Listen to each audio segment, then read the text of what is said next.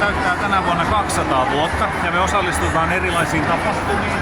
Käytetään tämmöistä poliisin rekvisiittaa materiaalia. Nyt täällä on tänään iso tapahtuma, niin siksi me ollaan täällä. Mutta osallistutaan ympäri vuoden erilaisiin tapahtumiin enemmän kuin yleensä. Tosiaan sitä varten Helsingin poliisilaitos täyttää tänä vuonna 200 vuotta.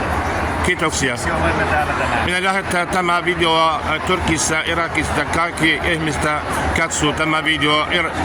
Suomen Helsingin poliisin tämä kaikki. Minä kysyn oma äidinkieltä Turkki.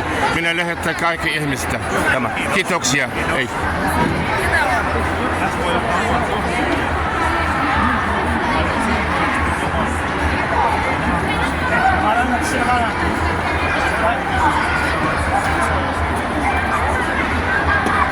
Bugün 2026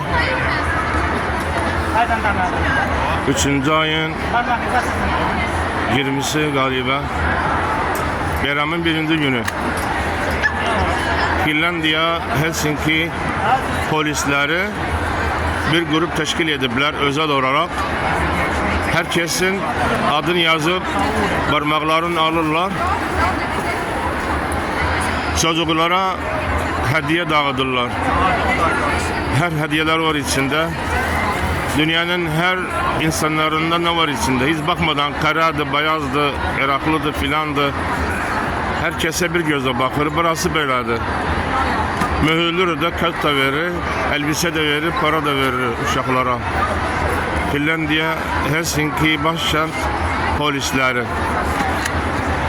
Herkesin bayramı kutlu olsun.